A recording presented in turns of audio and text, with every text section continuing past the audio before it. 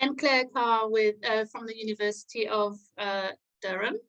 And so we're very fortunate because they have worked together, published together and individually on autoethnography, and this is such an interesting topic. So thank you very much.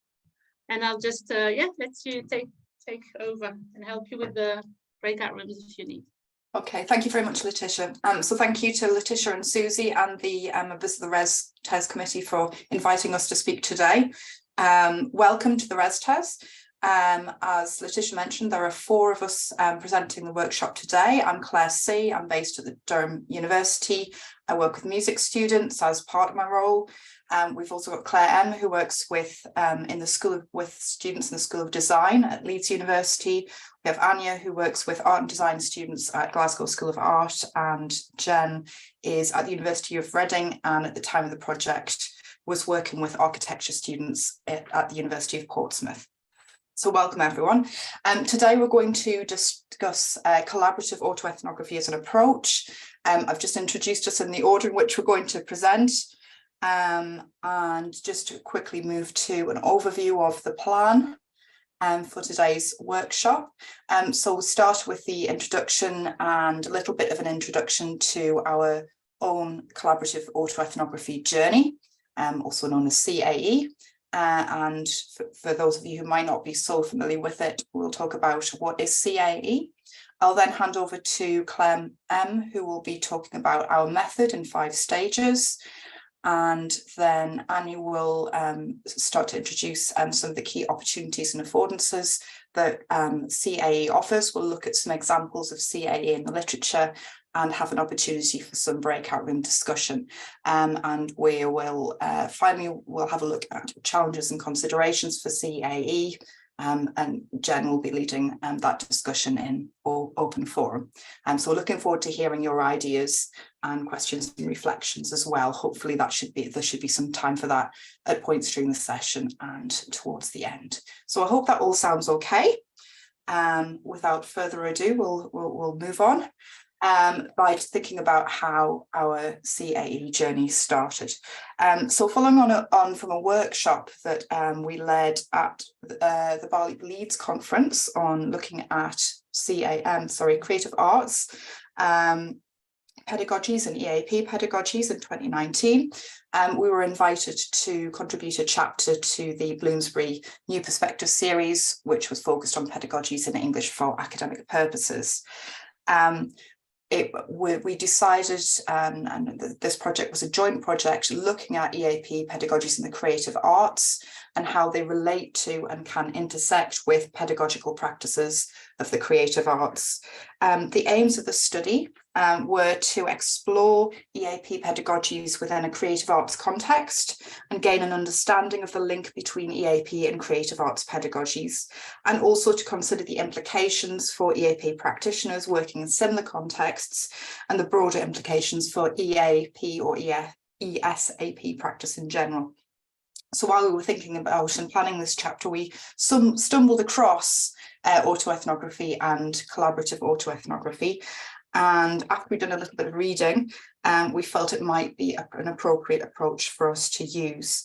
We felt that the diversity of our working contexts and our experiences could be a rich source of data for our purposes. So for those of you who might not be familiar with it, autoethnography, it's a qualitative approach.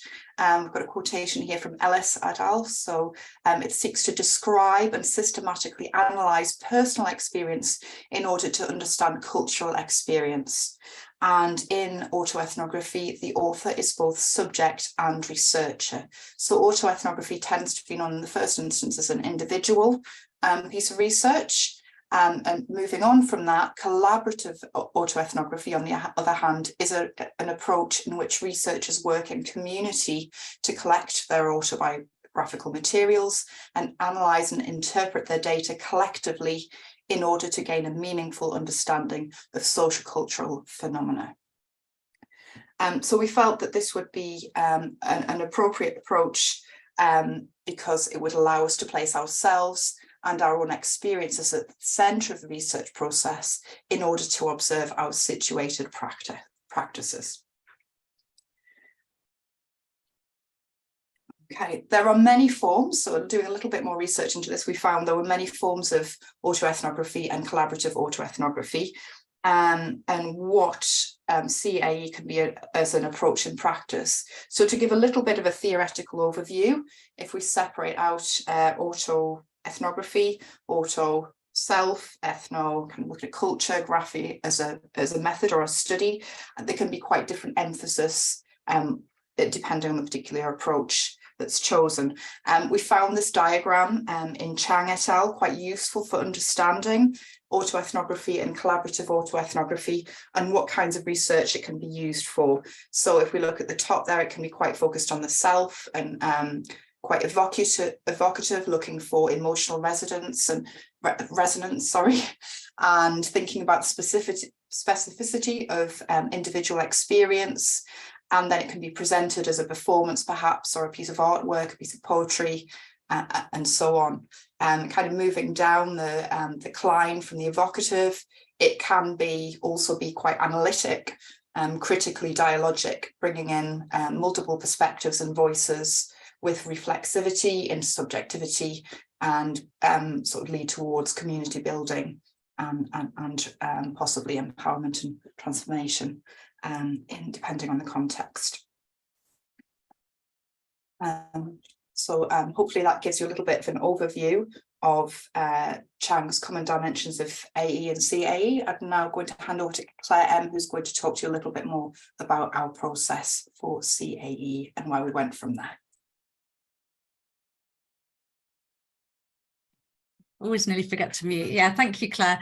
So as Claire has just said, we found that there are many forms of CAE and many different ways of adopting it. So we thought it might be useful for you to just get a bit of an overview of how we approached it. There are many different ways of approaching it, but we thought this could be a way of helping you to see how it can work in practice for our project. So as you can see there, that we envisaged our process as a 5-stage process. We envisaged it as a spiral staircase, starting from the bottom, working up to the way up to the top. That was a way of sort of representing progress, but also the spiral representing the kind of cyclical nature of the process, the iterative process. Our 5-stage approach was based on, as you can see there, the process elaborated by Chang et al., but we kind of combined it with stages of another process that we'd seen in the literature by Adamson and Muller. So starting from the bottom, the very first stage, which was frames for reflection. This was the stage where we identified narrative frames around which we were going to reflect, which is the reflection was our form of data collection. So this was to give our reflections focus towards the aims of our project, and just to remind you, the aims of our project were to explore our own EAP practices in the creative arts and how they linked or influenced by pedagogical practices in the creative arts. So we chose 2 frames. The first was our sort of story of our way into teaching EAP in the creative arts, so presented chronologically, so how we ended up, how we'd come to work in that context, what we'd learned from it, what we did, how it had impacted on our general EAP practice. And our second frame was what Ellis et al. Call a pivotal event, which is, I suppose, something akin to a critical incident, so something that had happened or something that we'd noticed or seen that had changed us in some way, or perhaps changed our way of seeing things, of doing things, changed our practice, or a sort of moment of realization or understanding. So something significant in some way. Once we'd identified these narrative frames and we had this kind of common area to focus on, we moved straight on to the next stage, which was the data collection. And of course, in CAE, data collection, certainly for us, was based on writing reflections around the frames that we'd identified. as Claire mentioned before, looking at the framework that we saw before from Chang et al., that we were very much working towards the sort of analytic end of the Klein.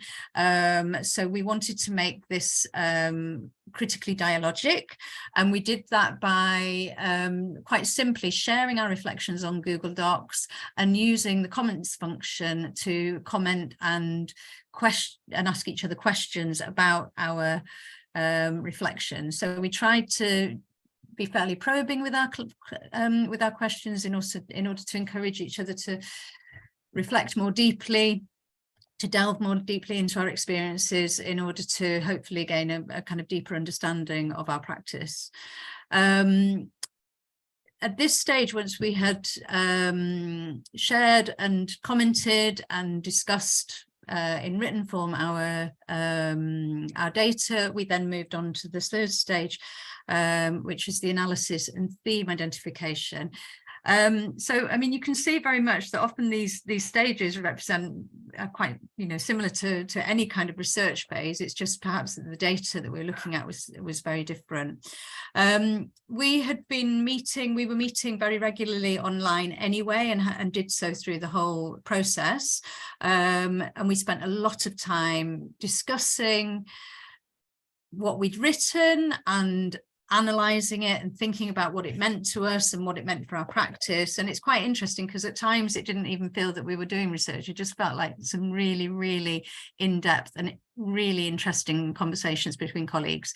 And I think we can all say that one of our greatest regrets is that we didn't record those conversations, because they were such rich conversations and such stimulating conversations. But this third stage, which is what Chang et al. Call the preliminary meaning-making stage, is the stage where themes started to emerge, and we used a process called memoing, which is very similar to coding in pretty much akin to coding in grounded theory, where we went through our reflections and just identified themes.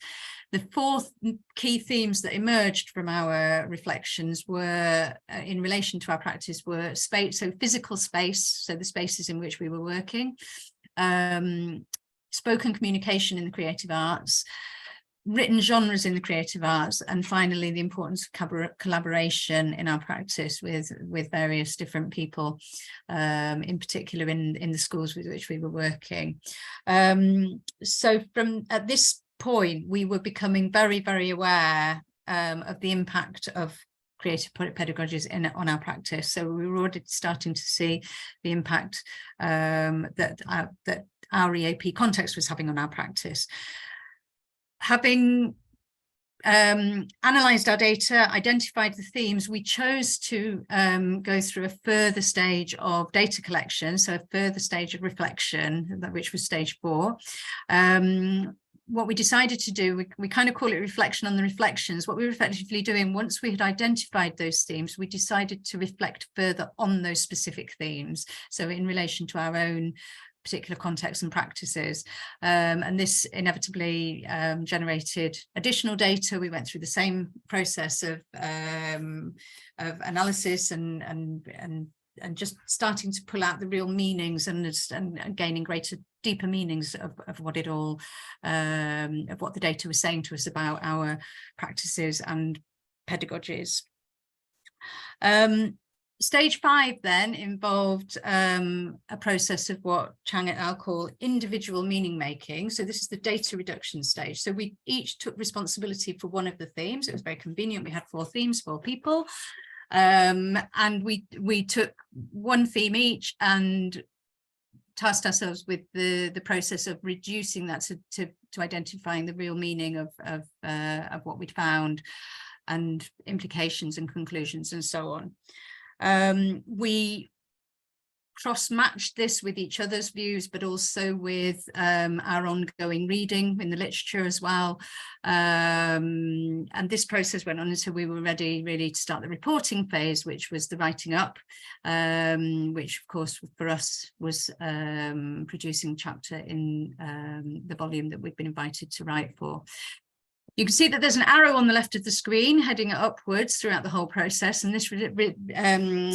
refers to the reliability checking that went on through the whole process. So the literature on CAE states the importance of this process in collaborative ethnography in order to ensure that everybody has an understanding of or everybody's interpreting, if you like, what they're reading as it was intended. I don't know if I've said that very, very clearly, to ensure that our interpretations accurately represented what was intended.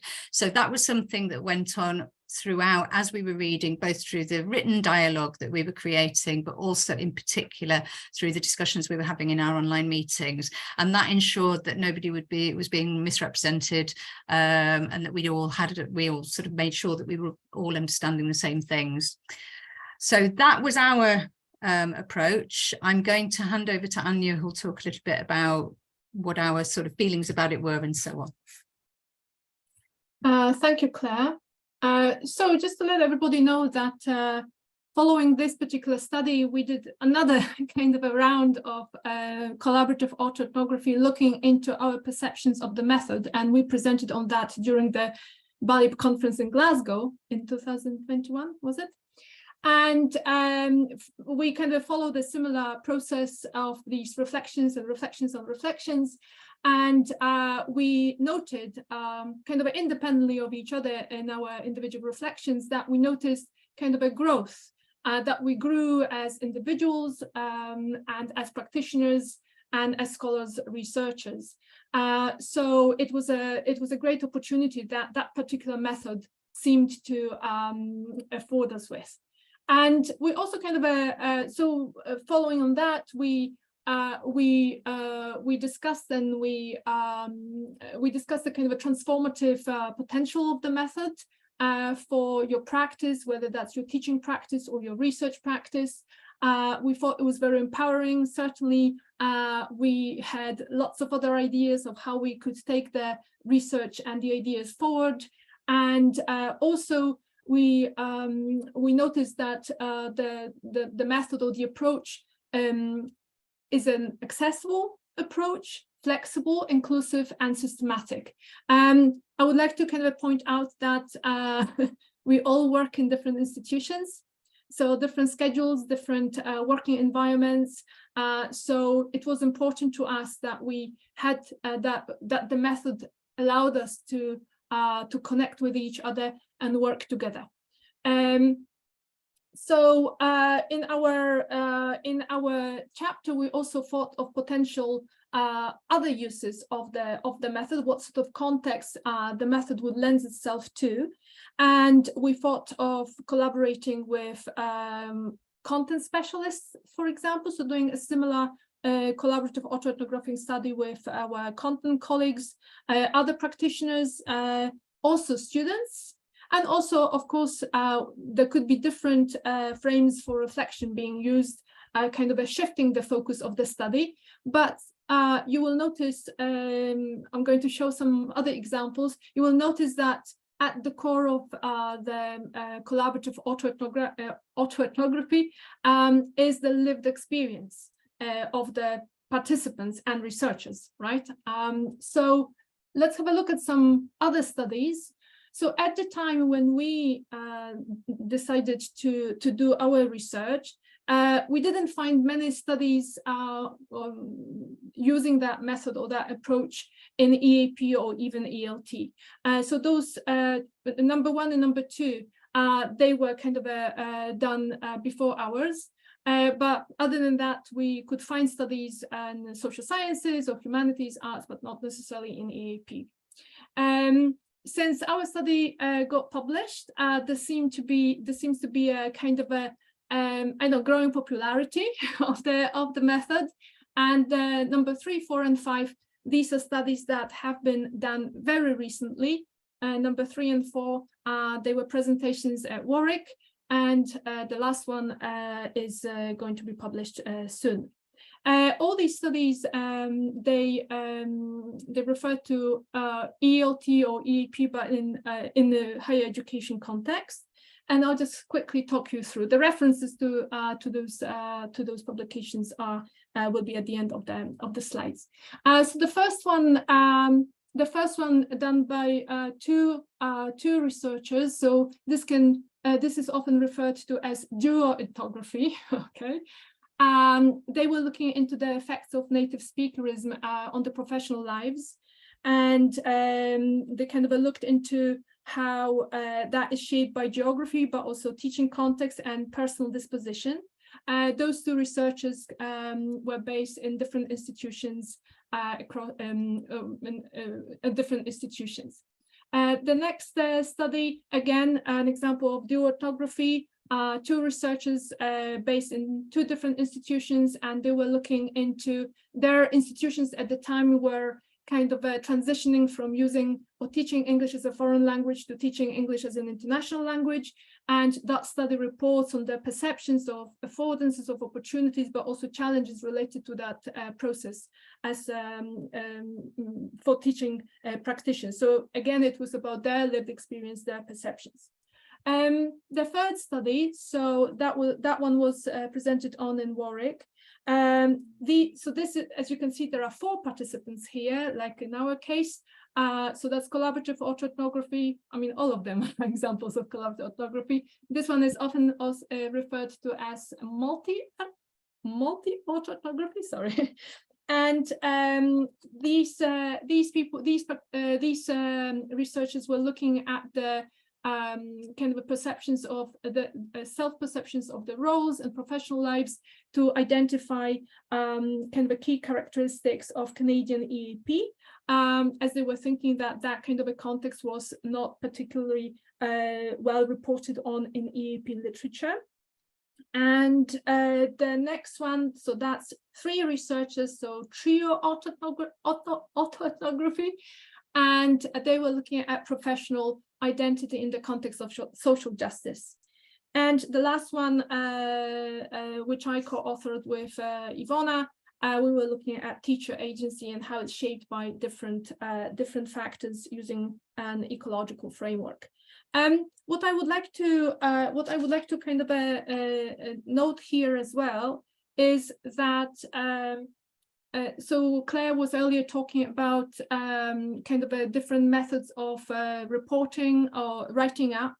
And what is interesting here that almost each of these studies use a slightly different approach. So for example, in the first study, they reconstructed dialogues.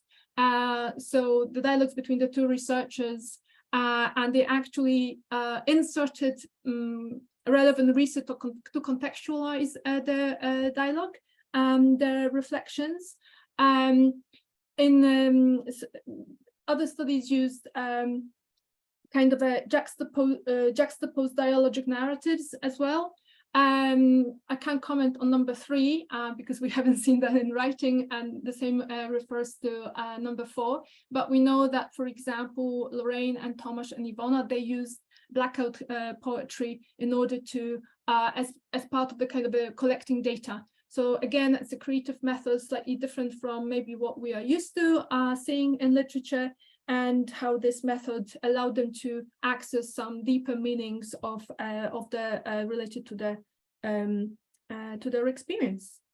They also, just one thing more, again, I cannot comment on all these studies because not all of them have been published, but some of them are referring to the kind of opportunities created by the method itself.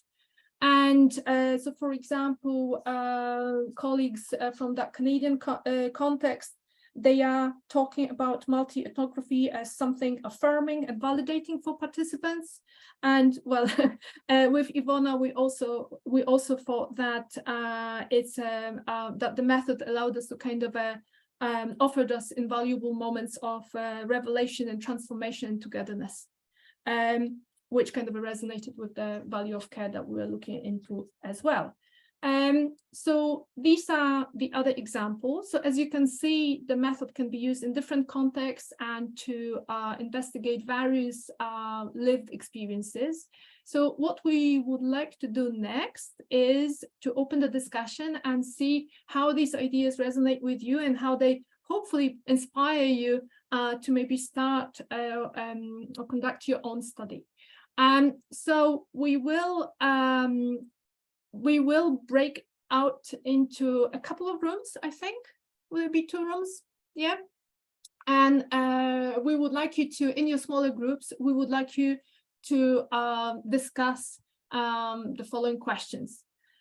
So first of all, do you have an experience of collaborative autoethnography, that being duo or trio or multi, okay, autoethnography? If yes, tell us about it. If not, then would it be an approach that, could it be an approach that you might use for researching something in your context? And then if there is, do you have any particular idea, any idea of any potential project idea that this approach could be suitable for? And then who, have you thought of your potential collaborators, and who could you possibly work with, to investigate that focus? So I'll stop sharing. We will share those questions again in the breakout rooms when we get there. Okay. So can we have 2 breakout rooms, please? Yeah, sure. Are you happy for them to just be random? Yes, just make sure that the presenters, if the presenters could be evenly distributed. Well, if we assign automatically, do you want to just... Okay. And how much time should we, like 15, 20 minutes? What do we think? Yeah, that's great. Just we've done it randomly and it split you up, so that's cool. You tell us how long. It's 1:30, so how long would you like? 15 minutes. Okay. 20 minutes. 20 please? minutes? Yeah. Okay. All right. We'll close the rooms in 20 minutes then. Great. Thank you. Thank you.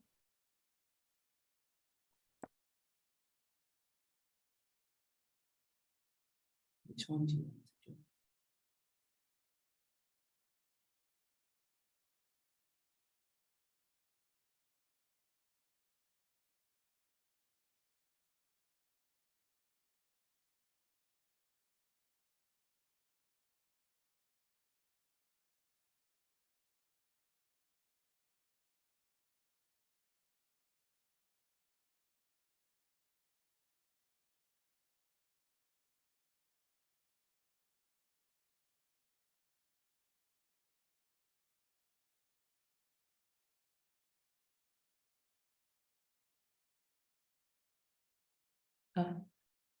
Hi, Chen, can you hear us?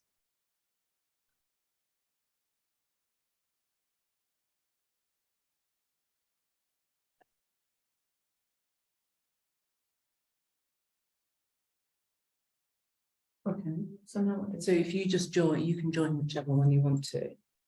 Because Letitia's the other one, so she Yeah, joins. yeah.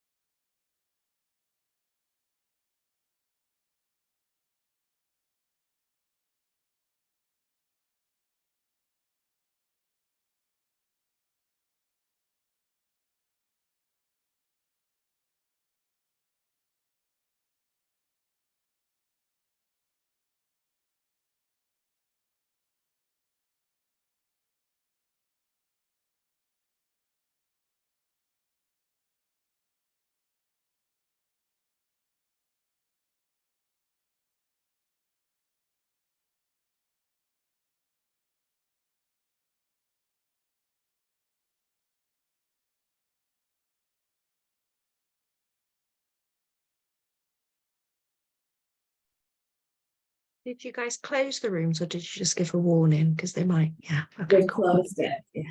Susan's help, yeah. Group 1 should be coming. Hopefully.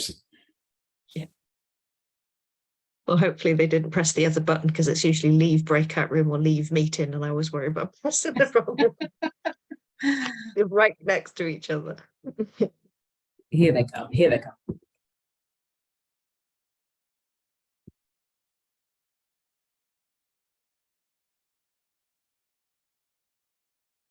Brilliant. So did we want Claire and Claire then to report on your discussions?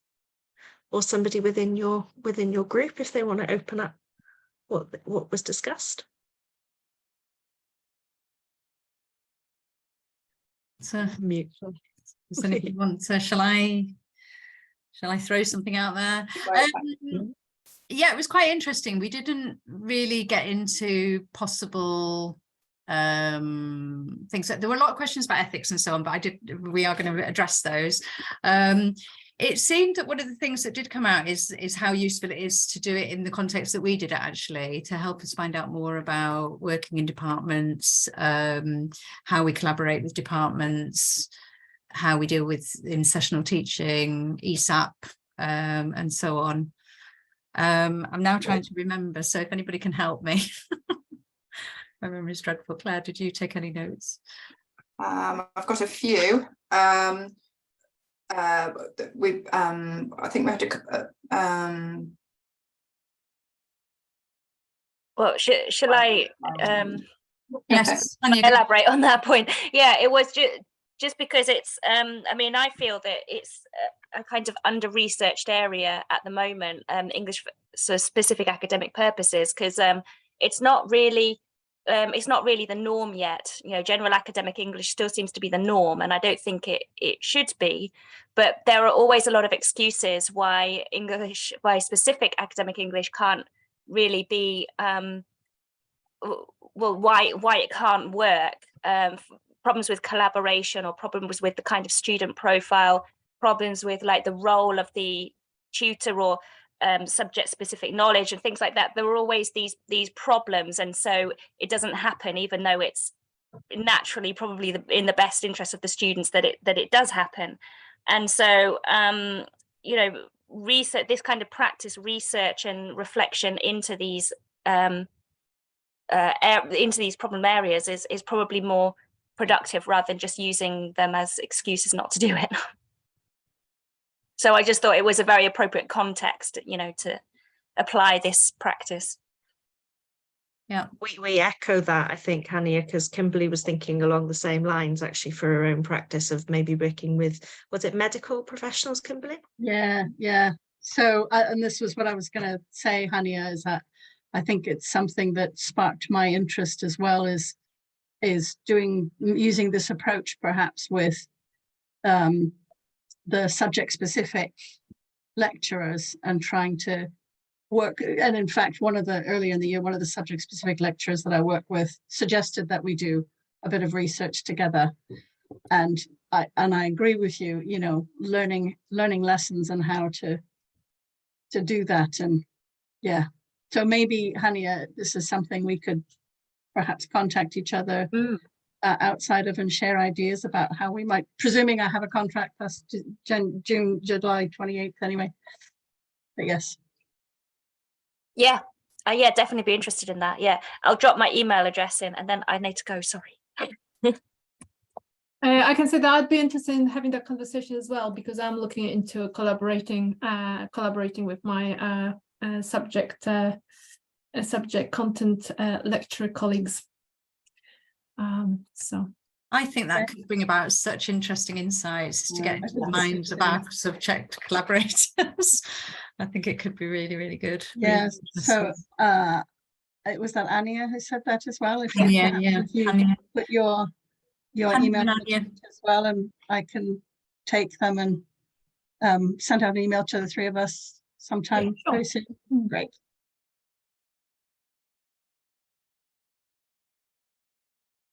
Great.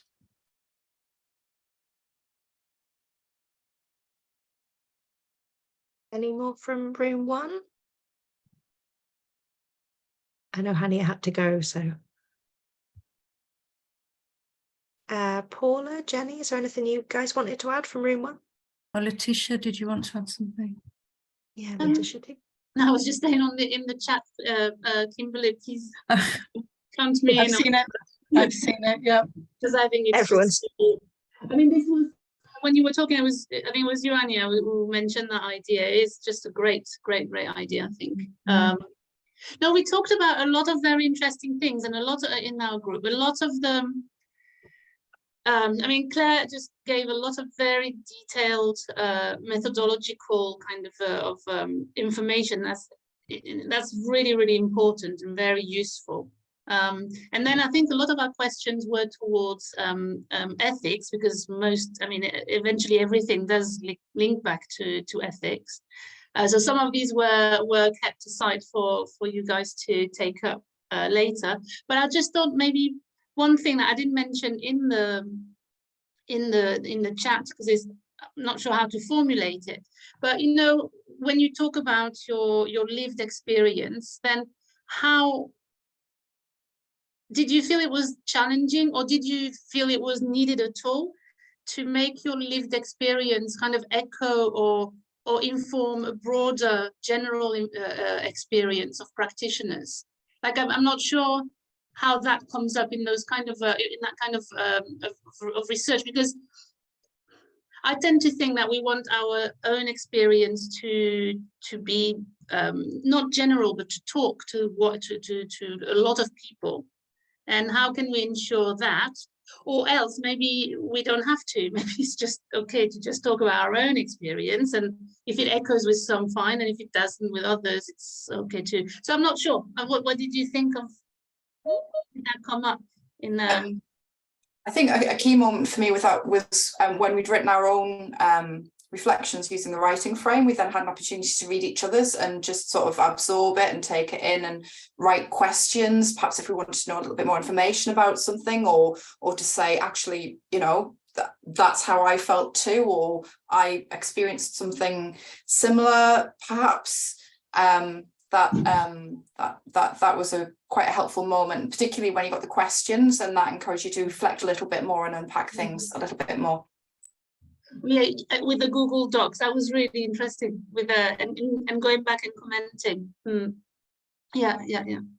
And I think in our sort of analysis of when we were analysing and discussing what we'd written, we were finding, although you find a lot of differences between what we do, there are also commonalities. And that's when you realise that in spite of all the difference, because there was masses of difference between us, we were all in creative arts, but we were in different creative arts, and we noticed, so for example, I mean, I work in design. I know, Letitia, that you've worked in design, and Anya does as well. There's massive differences even within design. So the differences were huge. We were across different disciplines, different institutions, different ways of working with the departments, but in spite of that, there was still these common threads between us, and you can find common threads. So even if, you know, like for example, when we were talking about the different written genres that students have to write, they were all different, but that was the conclusion. In the creative arts, there's loads of difference. So that as a message to anybody going into working in EAP in the creative arts is a useful thing to know. So you can still always find that wider message. Yeah. I think. I mean, we did. Whether you always come is another question, but yeah. I think what is interesting for me as well, I don't think that, you know, the fact that there are 4 of us or even 5 or 6 writing, and, you know, maybe finding some commonalities in our experiences, though, so that kind of maybe makes their voice a little bit stronger, but we are not saying that this is, you know, you can generalize that then everybody will experience that particular situation in that particular way. But I think it's a writing up or presenting, it's an invitation for the reader or the audience to think what does resonate with them, and think more deeply about their own experience. And then it's also kind of maybe invitation for another kind of study that then looks for, you know, looks at that experience among a bigger group of people and tries to, I don't know, classify it and kind of, you know, order it in some way so that you draw conclusions that can be generalized, Yes. basically. So Yeah. yeah. Kimberly's got her hand up. Oh, Kimberly? no, sorry, that's I think legacy it's a one. legacy Oh, hand. okay. We had a couple of people who are interested in their own projects with CAE. So Ernesto, I'd like to bring you in at this point because you were talking about a particular context, and I think that relates to Letitia's point because it's in a particular area, but it may have resonance for people outside of that area as well. Yeah, which one was that? Sorry, it is my project. Yeah, in you're Mexico. involved in a lot of things. Yeah, so that was the one that was based with public universities in Mexico with the teachers' professional trajectories. Well, yeah, that's very interesting because this project is following a very quantitative research that was conducted about the pretty much the state of the art of ELT in Mexico. But we wanted to hear the personal stories also, besides having the big picture, which is always important. So we gathered together a very interesting group of people, which is people who completed their Mexicans, I am Mexican too, who completed their PhDs in Great Britain, in British universities, and who are back home. So we have 12 teachers, 12 researchers across the country, the south, the north, and the center. And we are getting together to share our experiences post British universities and with the focus of our professional trajectories ever since. So it's a very interesting project. We get together. We have a very flexible and open format. We like I mentioned before, we have different forms of intervention. Some people may just listen during our live sessions. We keep a blog in which people write the reflections or participate for the first time. Some people have added some audios, because so that's in that way is also inclusive. So we are allowing for different modes of participation and interaction, and that makes it very interesting. Some people even have suggested to have like I don't know, some drawings and things like that, because we communicate and we through different media. So, well, so far we have had only one session, even though we have been communicating through mail for some time now. And yeah, let's see where it takes us. No, like, yeah, that's the reason I'm here. I'm taking my cues from you, and yeah, basically to enrich our project, and let's see how it goes. Actually, we organized one at the ResTES, IATEFL ResTES. We organized a conference every year. Well, we organize many conferences, but one is relevant, which is every year, every December, we organize a conference, a regional conference. This is a conference that concentrates regional efforts of teachers and mentors conducting teacher research. And we are heading towards this conference. So we want to have our own section and share our experiences conducting not so much teacher research, but collaborative auto ethnography, or that's what we aim to. Yeah, that's basically it. Yeah, thank you. With Mark Wyatt, yeah, well, Mark Wyatt, yes, Mark Wyatt was part of the ResTES.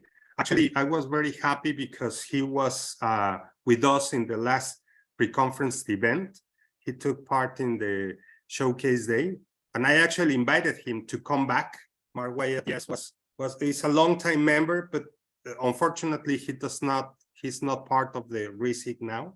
But yes, we would like to have him back, of course. Mark Wyatt, well, Richard Smith, Graham Paul, yes. He's a former colleague, so tell him I said hi. Because he's fabulous. Thank you. Yes. And then Aichen as well, you had a really interesting project that may become collaborative or it may stay as an auto-ethnographic approach. Yeah, I don't know at this stage if it is gonna be a research project or not, because I'm keeping a reflective journal for myself. For my I'm becoming an EAP practitioner at Coventry University, so I've been reflecting on the topic ChatGPT, and how can I integrate this tool into my practice, and what's the limitations and the potential of this tool, and how can I develop my critical AI literacy as an EAP practitioner. So I've been keeping notes and reflection, and maybe it could be further developed into a collaborative or like auto ethnographic research. Yes, this is my little project. Yes. Thank you. Sounds good. Sounds great. And I know, Chen, you're going to be giving a talk at the Durham PIM. Yeah, based on So people this. can hear more about it there. Yes. Great. Thank you. Thank you very much. Sorry, go on, Claire. Sorry, yes, no, I was just sort of wondering if we should move on to Yeah, that sounds like a talking good about idea. questions and considerations, because I know that group one certainly had a lot of questions about ethics and also relationships and trust and so on. Can we have the slides back, Anya? Is that okay? Wonderful. So I know that the ethics conversation came up quite a lot in room one. Claire, did you want to start with what came up there? Oh, sorry, you're on mute again. Yeah, no, we didn't really answer the questions. We said that we would address them. So the main questions, as I remember them, were what is the situation with ethics? It seems to be the sort of area that is difficult. Jenny, is Jenny still here? Jenny Driscoll? I think so, yeah. I am, yeah. Hi, Jenny. Yeah, because you mentioned about your project that you were doing, and yeah, there were questions of ethics, and Hanya also, who's left, and I think Letitia as well. You all mentioned ethics. So, Jenny, do you want to share your? It was really a question of, I suppose, your experience of dealing with that side of it, because in our efforts to do some CAE work, what we found was that there were grey areas, and I guess it's all part of the process of doing it as well, of figuring out, what is and isn't permissible in terms of data, and that area of when you are the subject of your own research, but yes, you still on some level need approval, because it's very difficult to sort of completely isolate yourself from other people in those reflections, if that makes sense. Definitely. Would anybody like to add anything to that based on their experiences?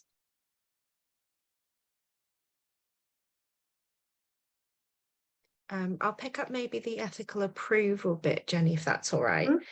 Because something we were reading by Chang et al. Was saying that actually, as you're saying, there's lots of grey areas. They literally said there's no definitive answer in terms of if you require ethical approval or not.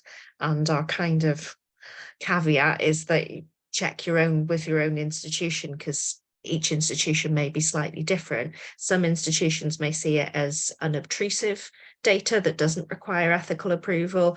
Others may prefer, for example, that you've got informed consent, but you put that in. But it does make it different that we don't have participants as such, because in a lot of ethical approval, it can be based on kind of having those medical participants. Go on, Letitia, you've got your hand up. Yeah, I'm just wondering if that really depends on who is collaborating. So if you're all equal and you're clearly peers, then maybe the ethical concerns are reduced. But you also see some research where it does look like the lead authors are inviting others to collaborate, but in fact there is still kind of a power type of relation. And so although it's called collaborative ethnography, you kind of get the sense in the end that that those you know, some people in the team didn't have the same kind of status, or I'm not sure. And sometimes it translates. You can see that through the actual data they share and the way they react to each other in the, you know, in what is published. So I don't know. Maybe that's how the institutions decided. Well, because we could do collaborative ethnography with students, let's say, and that would obviously bring up quite a bit of ethical issues. Well, interestingly, Ernesto brought this point up about working with students, for example, and saying sometimes that's more because of that difference of how they're involved in it and their collaboration level. Sometimes that moves into more participatory research. So they're involved in aspects of it rather than everyone having the same status. And maybe that's where collaborative autoethnography and participatory research kind of differ in that respect. And maybe the ethical review at that point is slightly different as well. Yeah, it kind of feels different to me if you're inviting people to take part in it. It feels like it's therefore not it, like Jen's saying, it feels like it's more of a participative or a participative, I can't say it, participative research anyway, but yeah, it's a really interesting one, because I feel like if we think, I mean, we can only work from our own experience. The four of us came together as complete equals. We've been invited to do this thing. We decided, everything was decided together. Whereas if you're inviting somebody to take part, then they've not partaken in the decisions about how you're going to run the research and so on. So therefore, I don't know, would it therefore be considered a collaborative autoethnography? I'm not sure. Yeah. I think you could get into trouble, the issue that you are choosing people to collaborate with almost as tokens, because it will really kind of make your research, you know, somehow better or richer, or so I mean, I suppose it's quite easy to see from the publications and who is involved and so on. But yeah, I see what you mean. Yeah. I think it's before you embark on any kind of a autoethnographic or collaborative autoethnographic research, I think it's important to, verify or think carefully about the relationship, you know, about what it is, and also the relationship that you have already with those people. And whether, because again, based on our experience, but also my experience of the other geoethnographic research with Ivona, there's a lot of vulnerability and kind of an honesty involved. Like, you expose yourself quite you expose yourself. That does not necessarily go into writing, into the, you know, completely public domain, but even in front of those three other people who are not your friends or your family, you do expose yourself. So I think it's something to consider before you start, and maybe discussing with the others, you know, how they feel about that, what are the rules. So on the slide we have the, you know, collaborative relationships, and also like this your positionality as a researcher, your values, what you value, for example, in research, and then based on that you make an informed decision. Okay, are we moving forward with this as you know, are we doing collaborative autoethnography, or are we doing a different kind of research that allows to maybe tease out some of those experiences, but not in the way that autoethnography allows. And I think it is also important to keep checking that, because you know, everybody might have different very good intentions at the beginning, and then 2 months in, or 4 months in, or half a year in, circumstances change, and then suddenly so it's ongoing kind of a consent it's among more the than that participants about the, you know. We did talk about that in the group, this thing about sort of consent, implied consent by taking part, really, not having participants but co-researchers. So there is an assumption, but we did keep checking in, and we did we actually talked about this in room 1, didn't we, about how, you know, it is true that you can decide what you actually want to put in print and what you want to publish, and I was saying that perhaps that's even something that becomes part of the data itself. So there were certain things that some people didn't want to include, and why was that, and so on. So every response to the research process is part of the ethnography in a way. You're observing everything. So even decisions made about what to publish, what not to publish can be part of that, about what does it mean about our identity and who we are and how we feel about what we do. I'm kind of thinking aloud here, by the way. It's not, so yeah, interesting. It chimes with a lot of the literature as well, because Lapidat wrote that interesting article saying, make sure you don't publish anything you wouldn't show the persons mentioned or described, or the situations mentioned or described. That, yeah, just be careful about what you put in print, and also the future of that narrative as well. It may not have immediate kind of impact, but could it have a greater impact down the line as well? So it's that careful negotiation of what goes in, what goes out, how we feel about it, what our interpretations are. And what's interesting about that is that I feel that advice would be valid for any research. Yes. But what's interesting about autoethnography and collaborative autoethnography is that you can keep asking right up to the very last minute, whereas you can't with participants.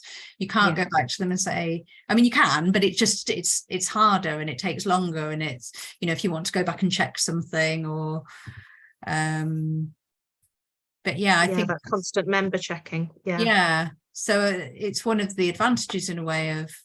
So it's interesting because with the, this is now me maybe making a slightly crazy suggestion, but with the research going through the board of ethics, you know, that decision is taken at one point, but perhaps later, I mean, it's difficult to keep checking, for example, you know, whether, you know, things are done the way they should. Whereas with autoethnography, collaborative autoethnography, even though it's not a formalized process, or it doesn't have to, or it can't, maybe it's not always a formalized process, that process is ongoing from start to the very end. There's this kind of a verifying and this checking sort of almost. So. No, actually, I agree there. Anya, I completely agree. And it actually leads back to that idea of rigor. I mean, it's true that autoethnography gets a lot of I don't know, criticism or so on about rigor, but I don't really understand it, because you can equally have absolutely or little rigor in other types of research. You don't need to just be, you know, doing autoethnography to have that risk. And on the, as you're saying, Anya, it's maybe even harder to not be rigorous when you're constantly being you know, discussing everything that's happening continually. Maybe there are more and more checks than you would have if you're on your own working through data of participants, or even creating a sort of questionnaire where, you know, where really the voice of the participants is not really kind of there, you know, with not a lot of open-ended questions and so on. So you can do things that are not rigorous and not ethical, you know, with other approaches. And you don't know if your respondents are telling the truth any more than so yeah. It's a really interesting one. And in fact, Lapidat's so that's a very the question we put there is actually Lapidat's very provocative question, because she actually suggests that collaborative autoethnography in fact addresses that question of rigor, because autoethnography could be very, very subjective, of course, but if you've got collaborative autoethnography, you've kind of got the best of both worlds, because you've got the personal perspective, but you've got people kind of asking questions, checking, asking you to go to reflect more deeply, and so you've kind of got both in a way. It kind of potentially addresses that question, really. Interesting. Yeah, we're definitely checking your interpretation and etc. And questioning as well if you are being too overly subjective, and you know, bringing in others' perspectives rather than you just being down your own, going down your own route. But this is where I thought at that level, you know, when you are perhaps even contesting each other's interpretations, or that's where it gets really tricky between people. I'm not sure. I mean, I don't know how you do it. It must be. But I mean, yeah, I'll have to try it just to see how it goes. lots of time and that time. I mean, it's time consuming because like everything is being discussed, and and sometimes disagreements or happen, not necessarily kind of a what's the word? Oh my goodness, I feel the 3 o'clock time of the day when my brain stops working. Well, I try to say, yes, disagreements might happen, but there is, I think there's kind of a, investment and there's goodwill, and there is, so that's, again, maybe it's important to know who you are doing that with. And for example, for us, we didn't know each other all those years ago at all, and we did a smaller thing first.